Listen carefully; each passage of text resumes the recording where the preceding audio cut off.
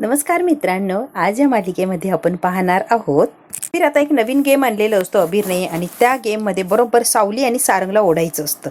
म्हणून अबीर आता अगदी शांतपणे सगळ्या गेमची माहिती देत असतो. टायर ठेवलेला असतो आणि टायर भोवती आता गेम खेळायचं असतो. छान गेम प्लॅन केलेलं असतो ओवीने आणि अबीरने. आता सगळ्यांना तो समजावून सुद्धा सांगितलेलं. चिठ्ठ्या काढलेल्या असतात, ज्या चिठ्ठ्या येतील त्या दोघांनी उठून गेम खेळायला यायचं. तू आणि व्यंकटेशचे नाव पहिल्यांदा घेतलेलं असतं. म्हणतो हा लहान मुलांचा गेम आहे ना, मला कशाला बोलवलं रे, पण खेळू शकता ना, खेळा हो काका. व्यंकटेश आणि बबलू खेळायला लागलेले असतात आणि पहिला प्रश्न विचारणार असतो तो अबीर. आपल्या गुरुकुलाचे नाव काय? व्यंकटेश लगेच सांगतो सावली संगीत गुरुकुल. आता ओवीने प्रश्न विचारलेला असतो की तुमची हाईट केवढी आहे? जी उंची 5.8 इंच असते बघा. काका तुझी उंची किती आहे रे? तू म्हणतो मला नाही माहित. काय रे तुझी हाईट तुला माहित नाही काय, असं असतं का? बुद्धीची उंची वाढते ना, त्यामुळे माझी उंची मोजायचा कधी प्रश्न चालला नाही. या गेमचा विनर झालेला असतो व्यंकटेश, कारण व्यंकटेशने बरोबर उत्तर दिलेली असतात आणि बबलूला कोणत्याच प्रश्नाची उत्तरं आलेली नसतात. आता हे दोघं आउट झालेले असतात. 2 प्लेयर अजून नवीन घ्यायचे असतात. म्हणतो सुपर हिरो बाबा सारंग काका, आपल्या सर्वांच्या लाडक्या सावली टीचर. आता ओवीने सावलीचं नाव घेतलेलं असतं. सावली आणि सारंग यांना बरोबर बोलवलेलं असतं खेळण्यासाठी. म्हणतो जा जा. सारंग म्हणतोय गप की जरा. पोरांनो आता मला काही खेळ बिळायचं नाहीये प्लीज, मी नाहीये याच्यात. मुलांचा गेम ना तुम्ही लहान मुलांनीच खेळा, मला नका बोलू. ते मी टीचर आहे ना, मग टीचरला कोणी घेतं का खेळायला? ते टीचर तुम्ही काय सांगता, टीचर जसं वागतात तसंच मुलं वागतात, बरोबर ना? मग तुम्ही खेळून दाखवा, तसं खेळू की आम्ही. हा खेळ खेळावा लागणार अगदी काहीही झालं तरी. फार आनंद झाले असतो, कारण सारंग आणि सावली परत एकदा खेळणार असतात. सुपर हिरो सावली टीचर, सुपर हिरो सावली टीचर आता यांचं सुरू झालेलं असतं. ते मी खेळायला तयार आहे. आता सारंग सावलीकडे बघतो तर सावली म्हटलेली असते की मी खेळायला तयार. ते बाबा चल ये, तू पण ये. आणि सावली आता दोघेही खेळायला गेलेले असतात. प्रश्न बघू आता कोण पटकन उत्तर देतोय. आताचा राष्ट्रीय प्राणी कोणता? म्हणते वाघ. सावलीने बरोबर उत्तर दिलंय म्हणून टाळ्या वाजवलेले असतात. सावली पहिल्या रिंग मध्ये उतरलेली असते. आताचा राष्ट्रीय खेळ कोणता? म्हणतो हॉकी. सारंगने बरोबर उत्तर दिलेलं असतं. सारंग एक सर्कल पुढे आलेलं असतो. चंद्रावरती पहिलं पाऊल कोणी ठेवलं हा दुसरा प्रश्न असतो. सावलीने उत्तर दिलेलं असतं. सावली एक सर्कल अजून पुढे येते. बळ खेळाची सुरुवात कोणत्या देशात झाली? सारंग पटकन उत्तर देतो भारतात. आता अजून एक सर्कल पुढे आलेलं असतो. सारंगने बरोबर उत्तर दिलेलं असतं. मराठी नाट्य गृहामध्ये सगळ्यात जास्त नाट्याचे प्रयोग कोणी केले असेल तर पटकन उत्तर येतं प्रशांत दामले सर. अबीर म्हणतो बरोबर. आणखीन एक घर पुढे आलेली असते. पुढचा प्रश्न असतो भारतातील पहिला मुखपट कोणता? आता सारंग उत्तर देत असतो हरिश्चंद्र. 1 मिनिटात उत्तर दिलेलं असतं. एक प्रश्न विचारलेला असतो जगातलं सगळ्यात उंच शिखर कोणतं? तर माउंट एव्हरेस्ट. हे सावली पण बोलते आणि सारंग पण बोलतो. एकाच वेळेला दोघांनी बरोबर उत्तर दिलेलं असतं. दोघांनी बरोबर उत्तर दिलं. या एक सर्कल पुढे या. त्या सर्कल मध्ये तुम्ही दोघांनी पण यायचंय. आणि सावली एकमेकांकडे बघतात की एवढं छोटंसं सर्कल आणि त्यामध्ये दोघांनी कसं यायचंय. पाऊल टाकायला लागलेला असतो. पाऊल मागे घेतो. ते बासा आता किती प्रश्न विचारणार? बस बस. पण तो खेळायला लागणार आहे. नियम म्हणजे नियम असतो. ओवी म्हणते नियम कधीच तोडायचा नसतो. आता जबरदस्तीने सारंग आणि सावलीला त्या सर्कल मध्ये उभंच राहायला लावतात हे दोघं. जोर जोर तोडायला लागलेले असतात. सावली टीचर सुपर हिरो, सावली टीचर सुपर हिरो. सारंग आणि सावली आता मजबूर होतात आणि त्या सर्कल मध्ये एकाच वेळेला दोघांना उभं राहायला लागतं अगदी मजबुरीने. आणि ओवी एकमेकांकडे बघतात आणि हसायला लागलेले असतात. त्यांना हेच हवं असतं. म्हणतो शांत राहायचं, मी बरोबर येतोय. सारंग त्या सर्कल मध्ये येऊन उभा राहिलेला असतो. सगळ्यात आधी आता सावलीला सुद्धा यायचं असतं त्या सर्कल मध्ये. सावलीला ऑकवर्ड फील होत असतं, पण गेम असतो त्यामुळे तो खेळायलाच लागणार असतो. सर्कल मध्ये पाऊल टाकते इकडे तिकडे बघून की लगेच पडायला लागलेली असते. सारंग लगेच तिला सावरतो. सावली आणि सारंग यांची नजरेला नजर झालेली असते. आता एक नजर झालेली असते. एकमेकांकडे बघण्यात ते परत मग्न झालेले असतात. सारंगने सावलीला सावरलेलं असतं आणि सावलीने सारंगला घट्ट असं पकडलेलं असतं. बबलू, अबीर, ओवी तिघांना इतकी धमाल आलेली असते. या गोष्टीसाठीच त्यांनी हा गेम प्लॅन केलेला असतो आणि बरोबर त्यांना हवं तेच झालेलं असतं. आता हसायला लागलेले असतात, टाळ्या वाजवत असतात. बरोबर सारंग सावली एकमेकांमध्ये अडकलेले असतात. आता इकडे तिकडे बघतो, जरा भानावर येतो की सगळे आम्हाला बघताय. सारंगने सावलीला सोडलेली असते की सारंग सावलीला सोडतो की सावली धाड अशी खाली पडलेली असते. आता हसायला लागलेले असतात की सारंगने सावलीला सोडली की सावली खाली पडलेली असते. उठते आणि रागाने सारंगकडे बघत असते. सारंग सुद्धा इकडे तिकडे बघतो आणि परत तिला हात देतो आणि उठायला लावतो. सावली आता त्याचा आधार घेते आणि उठण्याचा प्रयत्न करते. सावली आणि सारंग आता जवळ उभे राहिलेले असतात. आता बबलू म्हणतो अबीर कॉम्पिटिशन टाईट झाली, विनर कसा ठरवणार? आता दोघं सुद्धा बरोबर उत्तर देत आहे. मग विनर कसा ठरवायचा? बबलू आता अबीरला प्रश्न विचारतो. ठरवण्यासाठी आमच्या फायनल प्रश्नाचं उत्तर द्यायला लागणार, तरच विनर आम्ही ठरवणार. आता सारंग आणि सावली यांना एकत्र आणण्यासाठी ओवी, बबलू, अबीर तिघेजण इतके प्रयत्न करत असतात. काही झालं तरी सारंग आणि सावली एकत्र यायलाच हवे. तिघांनी टार्गेट केलेलं असतं. आता मात्र या छोट्याशा दोघांना बबलू साथ देत असतो आणि सगळं काही जुळून आणत असतो आणि व्यंकटेश मात्र फक्त बघत असतो. आता त्यांनी अजून एक काहीतरी डोक्यात ठरवलेलं असतं की एका प्रश्नाचं उत्तर द्यायला लागणार, त्याच्यातून जो विनर असेल तो विनर ठरणार. कारण दोघांनी आता सारखीच उत्तर दिलेली असतात, त्यामुळे सारखेच मार्क पडलेले असतात. पण अबीर म्हणतो एक शेवटचा प्रश्न आहे, शेवटच्या प्रश्नाचं उत्तर जो कोणी पटकन देणार तो आजचा विनर ठरणार. हे सुद्धा सगळ्यांनी मुद्दामूनच केलेलं असतं. आता सारंग आणि सावलीला टेन्शन आलेलं असतं की दोघांच्या मध्ये आता नक्की कोण उत्तर देणार आणि कोण विनर ठरणार. म्हणतो नुसतं उत्तर देणं सोपं नाहीये बरं. सारंग अगदी सावलीच्या जवळ उभा असतो.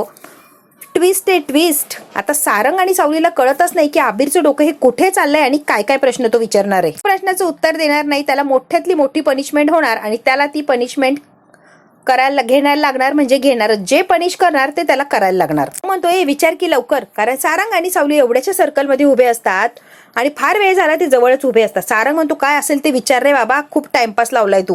पाऊस पडत असल्यावर आणि ऊन असल्यावर काय दिसतं त्याला काय म्हणतात. सावली म्हणते इंद्रधनुष्य. धनुष्याचे 7 रंग. गेमची विनर आहे माझी आई म्हणजे सावली टीचर.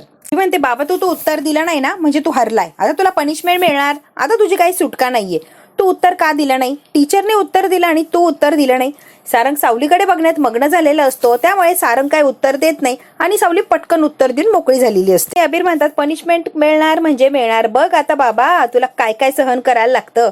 सावली आता हसत असते कारण सारंगला पनिशमेंट मिळणार असते आणि सावली जिंकलेली असते. तू टीचरला उचलायचं, या सर्कलमधून उचलून त्यांच्या जागेवर नेऊन ठेवायचंय. तुझी ही पनिशमेंट आहे आणि तुला हे करायलाच लागणार आहे. सावलीला टेन्शन आलेलं असतं, हे पोरं काय काय करताय आणि कसं यांच्या डोक्यात येतंय. सावली आता घाबरते आणि सारंग म्हणतोय हे काय लावलंय रे, काही करायला लावताय. ती सारंगकडे बघते आणि सारंग सावलीकडे बघतो. दोघांनाही आश्चर्याचा धक्का बसलेला असतो की हे पोरांचं नेमकी चाललंय तरी काय. असतं प्लॅनिंग केलेलं असतं पोराने. बरोबर सारंग आणि सावलीला झुकायलाच लावलेलं असतं. अबीर ओवी जे म्हणणार ते आणि तेच करत असतात सावली आणि सारंग. आता तोंडाला हात लावलेला असतो आपल्या बबलूने आणि हसत असतो. काय डोकं आहे सॉलिड पोरांचं. हे अजिबात आवडलेलं नसतं. तो खाली बघून घेतो बिचारा. सारा म्हणतो नाही नाही हे काय लावलंय रे नाटकं, काहीतरी सांग, हे करणार नाही आत्ताच सांगतोय. ती पनिशमेंट. आता अबीर आणि सावली ओवी एकाच वेळेला ओरडायला लागलेले असतात. नियम म्हणजे नियम. सावली टीचरला तुला उचलायचंय म्हणजे उचलायचंच आहे बाबा.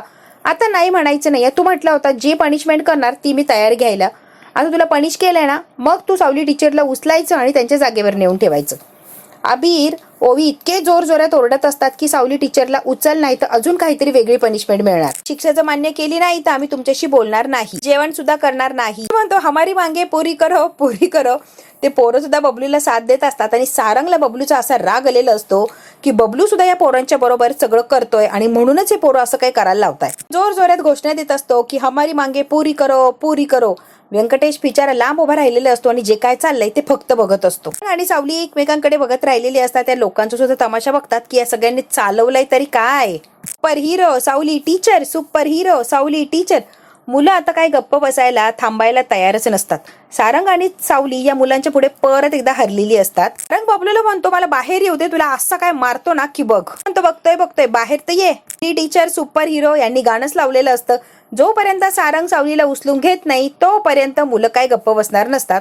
आता सावलीने सुद्धा ओळखलं आणि सारंगने सुद्धा. आता मुलांचं तोंड बंद करण्यासाठी एका मिनिटात सावलीला उचलून घेतो की सावलीला सुद्धा धक्का बसलेला असतो की सारंगने हे काय चालवलंय. सावलीला घेऊन या सर्कलमधून त्या सर्कलमध्ये जायचं असतं. एक तर सर्कल छोटा असतं, त्यामध्ये न बघता पाऊल टाकायचं असतं, त्यामुळे जरा अवघड असतं.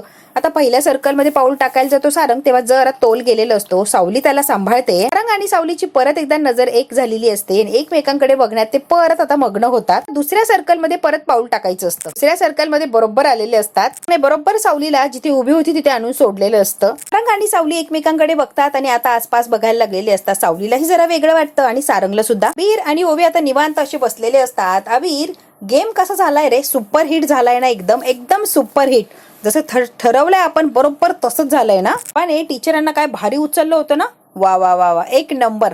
आपण जसं ठरवलंय ना तसंच झालंय ना. अबीर ती एकत्र आणायला काहीतरी प्लॅन करायला लागणार ना. असे गेम बिम खेळून ते एकत्र येणार आहे का, काहीतरी जबरदस्त असं आपल्याला विचार करायला लागणार आहे. म्हणते काय सांगू रे, मला तर काही सुचतच नाहीये बाबा, काहीही सुचत नाहीये. बबलू म्हणतो सुचेल, डोकं जरा शांत ठेवा रे, बरोबर तुम्हाला सुचेल. दोघांच्या मध्ये अगदी गुपचूप येऊन बसलेला असतं बबलू. इतके घाबरतात हे. बबलू काका काय रे, कशाला इथे येऊन उभं राहिलास तू. काका घाबरलो ना रे आम्ही. कसला प्लॅन करताय, काय काय शिजतंय डोक्यामध्ये सांगा की, जरा मी पण मदत करतोय तुम्हाला. कोणती बँक लुटायची आहे सांगा की, मी सुद्धा येतोय की. बँक लुटायची म्हटल्यावर बबलू काका तर हजर राहणार. ओवी अबीर काय शिजतंय डोक्यात जरा सांगताय का, म्हणजे मी तुमच्या टीमचा मेंबर नाहीये का. आता बबलू जबरदस्तीने यांच्या टीम मध्ये जाण्याचा प्रयत्न करत असतो. हे बबलू काका आम्ही असंच बोलत होतो.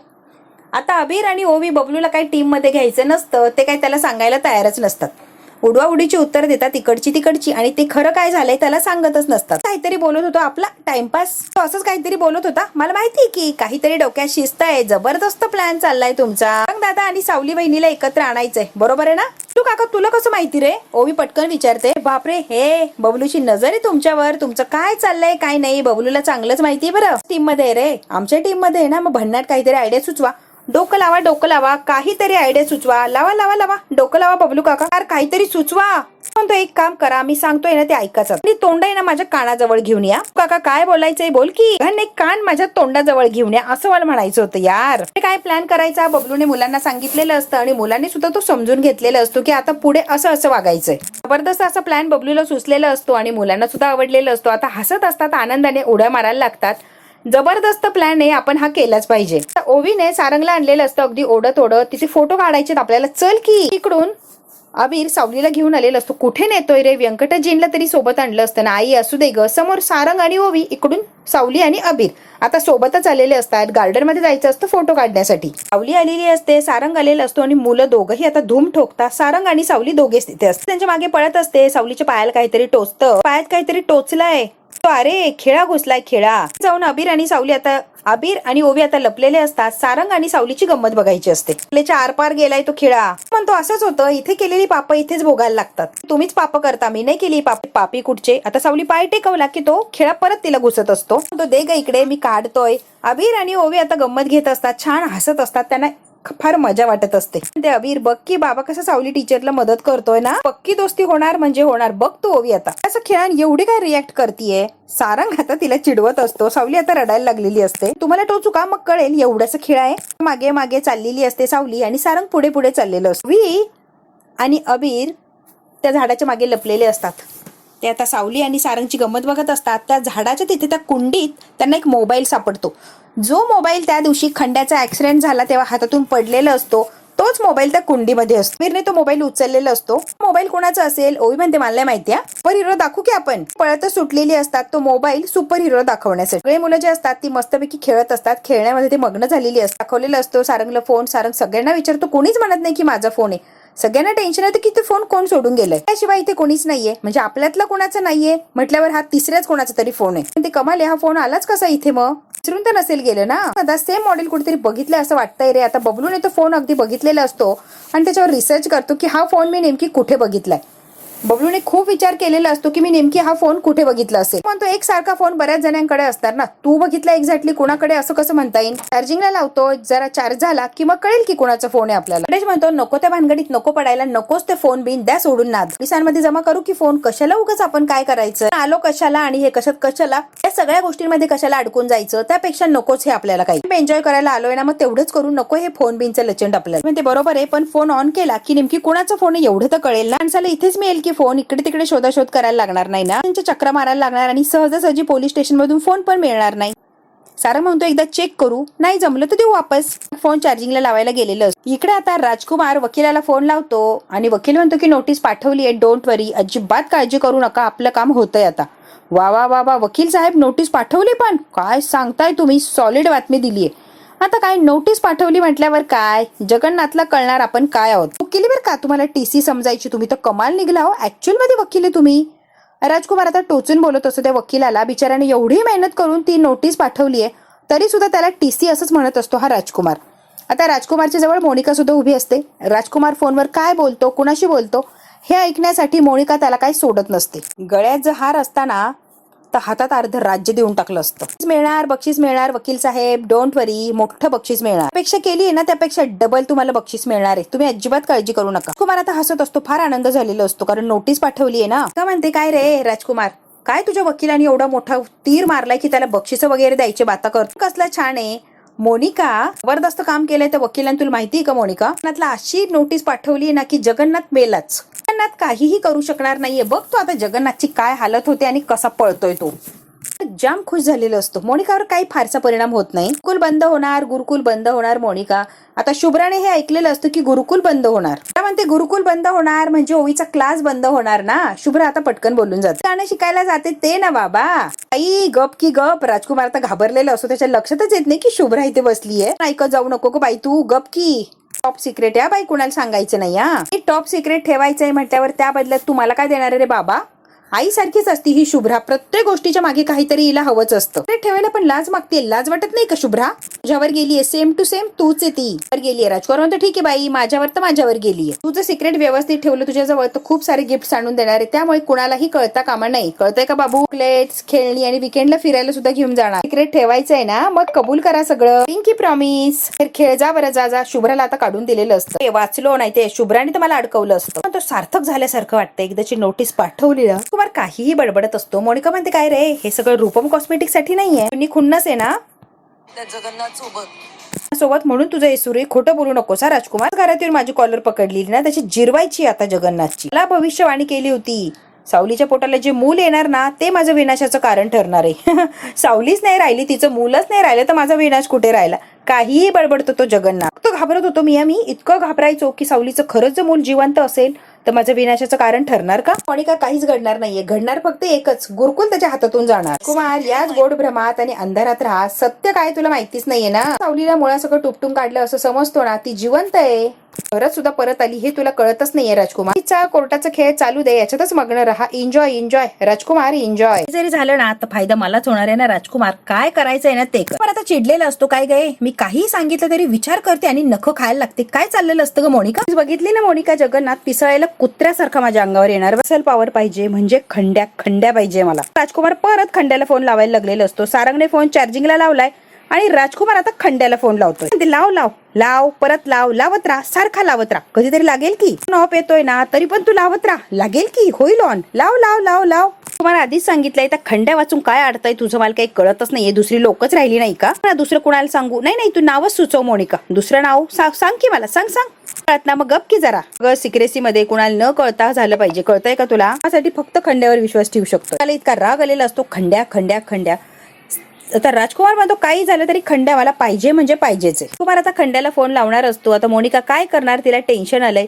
जर राजकुमारला कळालं की खंड्याला फोन लास्ट मी लावलाय तर काय होणार. मोनिका स्वतःचा जीव वाचवण्यासाठी खंड्याला फोन लावू नको असं राजकुमारला सांगत असते. बघू आता राजकुमार खंड्याला फोन लावणार का आणि सारंगने जो फोन चार्जिंगला लावलाय त्यावर राजकुमारचं नाव दिसणार का. मग काय होणार धमाका. हा जो धमाका बघायचा असेल मित्रांनो तर बघायला लागणार आपल्याला पुढचा भाग. हा भाग इथेच संपतोय. व्हिडिओ आवडल्यास लाईक शेअर सबस्क्राईब नक्की करा. धन्यवाद मित्रांनो.